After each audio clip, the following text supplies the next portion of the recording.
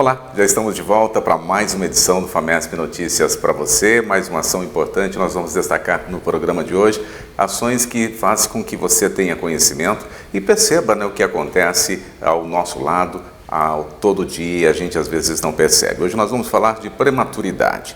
Prematuridade aqui na Maternidade Santa Isabel, onde nós temos os bebês que nascem prematuro, e vamos conhecer um pouquinho dessa realidade que é contada para nós através daqueles que estão ali fazendo o dia a dia da maternidade. Mas antes vamos conscientizar as ações pelo Brasil. No Brasil, 340 mil bebês nascem prematuro todo ano. É um número que equivale a quase pelo menos 930 por dia, ou 6 nascimentos pré-termo a cada 10 minutos.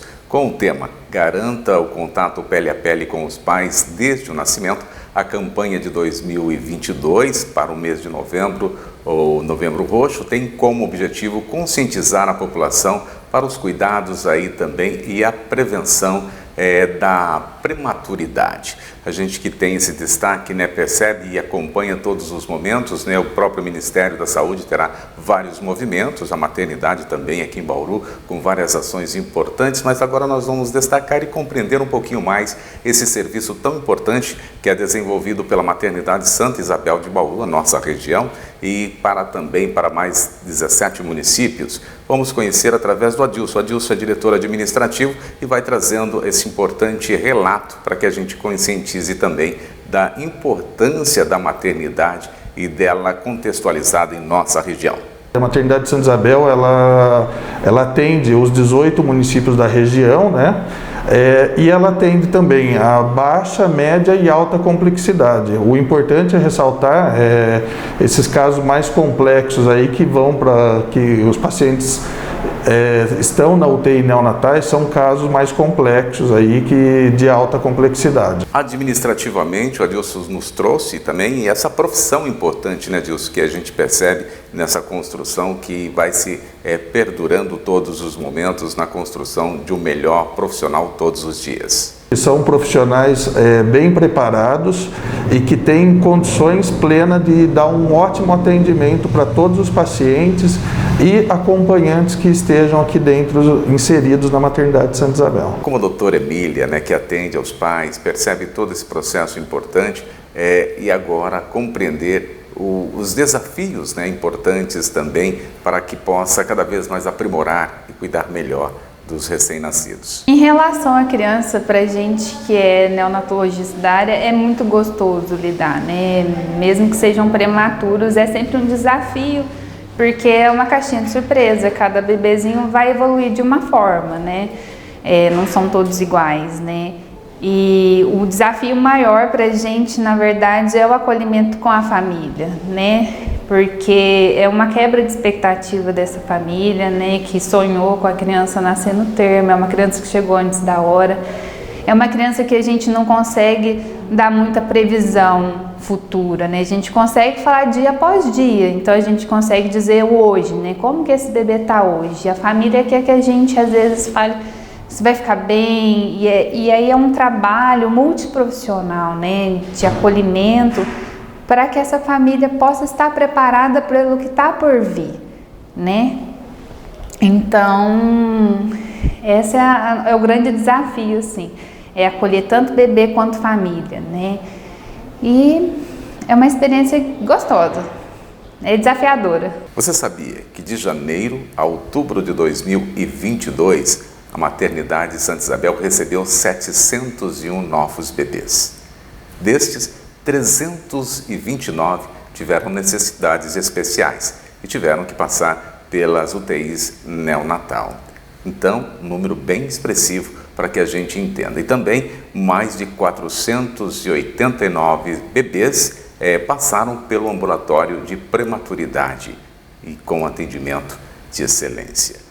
Por isso, a gente vai compreendendo este processo tão importante e os profissionais vão dizendo aqui dessa relevância deste serviço que faz com que a maternidade se torne referência em nossa região, no nosso estado e no nosso país. O que a gente tem tentado aprimorar aqui são as estratégias de humanização, Então a gente em agosto abriu a unidade de Canguru, que é um projeto, um programa de humanização ao RN de baixo peso, né? Então, começa lá na UTI, e aí a gente tenta trazer essa família para os cuidados desse bebezinho, né? Mesmo um bebezinho de 800 gramas, que já está mais estável, a gente consegue, por exemplo, colocar ele no contato pele a pele, né?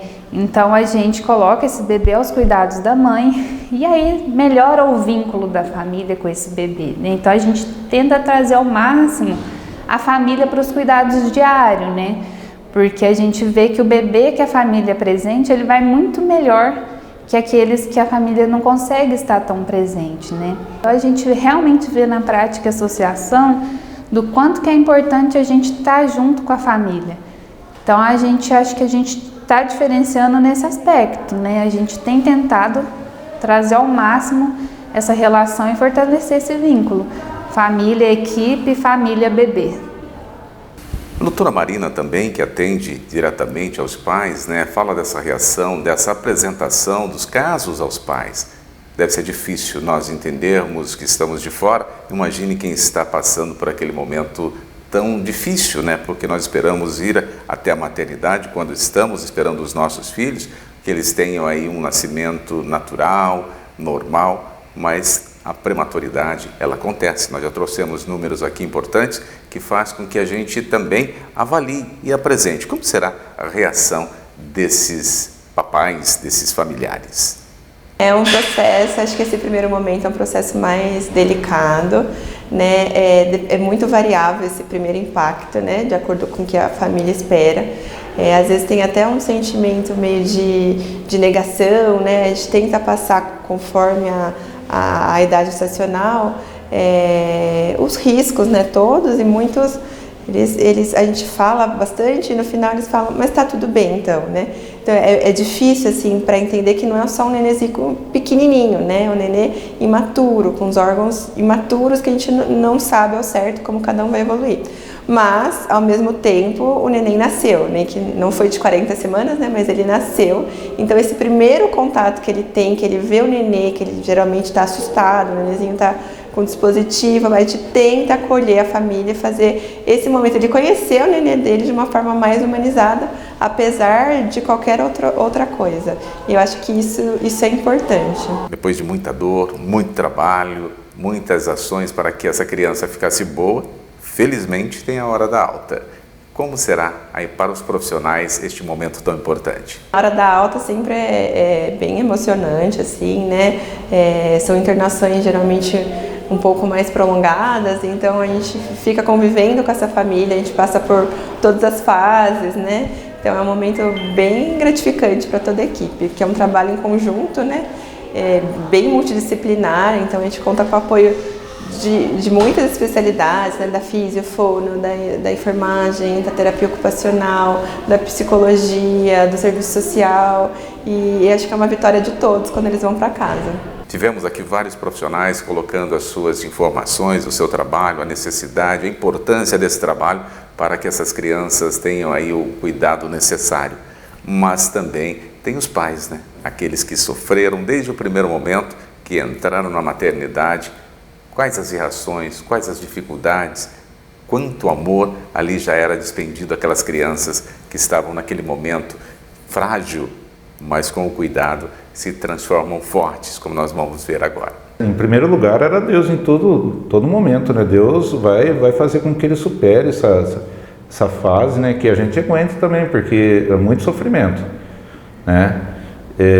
Tanto eu quanto a minha esposa, a gente achava que não fosse aguentar essa. Às vezes ela parava e começava a chorar porque era o que ela mais queria, porque ela já estava com uma certa idade, né? Que ela estava com 30 e poucos anos e ela não conseguia engravidar até aí. De repente, quando entrou aquela fase do Covid, ela engravidou. Tá? Ela nem acreditava, não, porque a gente iniciou um tratamento e nesse tratamento ela não conseguiu engravidar.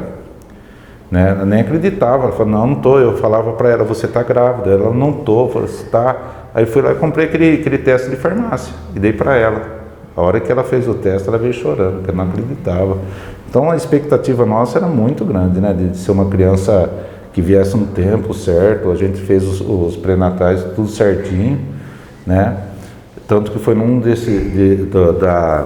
como chama lá, da ultrassom, que a gente viu que ela já estava perdendo líquido, né? E aí que nós viemos aqui que ele já estava tendo dilatação para já nascer. Que não desista, sempre Deus, né? E que supera, assim. Tá que tem um caso ou outro que não tem como, né? Mas no caso do Júnior, que ele veio saudável, sem... É só aguardar o desenvolvimento mesmo dele e se pegar a Deus e deixar, né? E ter esperança, né? Porque isso não pode morrer nunca. Né, filho? Ai, rapaz, é meio... Porque eu já tenho 2 filhas e tenho 4 netas, né? E eu achei que eu já amava... O meu amor era... Mas aqui eu vi que não tem limite o amor de uma pessoa, porque isso aqui é minha vida mesmo. E a gente tem tanta, como se diz, afinidade, que ele é mais grudado comigo do que com a mãe. Tá? Quando eu saio para trabalhar, ele chora. Quais são as dúvidas, as questões, as ações, né? Os pais têm as suas questões, suas ações, seus medos. Também vamos entender um pouco mais. Era uma sensação de impotência, né? Porque como nasceu prematura, eu acreditava que muito era minha culpa, né? Mas dava uma sensação de tristeza, mas também de alívio, porque eu sabia que aqui ela estava bem cuidada. Eu sempre falei para a doutora Emília que eu ia embora muito triste, mas também assim, muito confiante, porque aqui ela tem tudo, né? Tinha tudo assim para aquela situação que ela estava. E eu falava sempre para as doutoras, para as enfermeiras, que eu só queria levar ela para minha casa quando ela estivesse pronta para ir para minha casa. Então eu não tinha pressa. Eu só queria levar para minha casa quando fosse para ir mesmo. E aí a gente foi. Depois de 1 mês e 9 dias a gente foi embora. E graças a Deus a gente não precisou voltar. Para ser mãe de UTI, você tem que ter assim, a esperança de que sempre amanhã vai ser melhor. Eu chegava aqui bem triste e eu ia embora sempre acreditando que no outro dia ia ter só notícia boa. E tipo assim, me confiar muito nos médicos, confiar em Deus e não desistir, porque não é fácil, mas lá na frente, quando você vai para sua casa, é só alegria, só vitória. Sabendo da importância da maternidade para Bauru, para a nossa região e 17 municípios, né, 18 com o município de Bauru, nós ficamos aqui felizes pelo trabalho desenvolvido. E agradecemos a toda a equipe que tem ali se disponibilizado pelo trabalho, tem se posicionado para fazer o melhor trabalho. Isso nós observamos agora no reconhecimento daqueles que mais necessitaram do cuidado e receberam aí o carinho, o abraço, todo o entendimento. Minha esposa, ela entrou em trabalho de parto antes do tempo previsto e nós chegamos aqui assim de forma emergencial. E assim que nós chegamos aqui, nós fomos assim super bem recebidos e logo de cara a gente já se surpreendeu assim positivamente com a estrutura do hospital, né? Que a gente percebeu o seguinte, que é um hospital onde tem uma estrutura muito parecida com hospitais que a gente acompanha pela televisão, né? Nesses seriados norte-americanos, né? E as enfermeiras com atendimento muito bacana, a portaria sempre bem receptível, né? E os médicos com uma sensibilidade muito interessante, algo que a gente não costuma ver, inclusive em redes particulares conveniadas, né? Minha bebê, ela nasceu com 31 semanas, né? Portanto, é uma criança prematura, recebeu o atendimento ali na UTI por médicos assim excelentes que sempre acolheram a gente num momento muito difícil.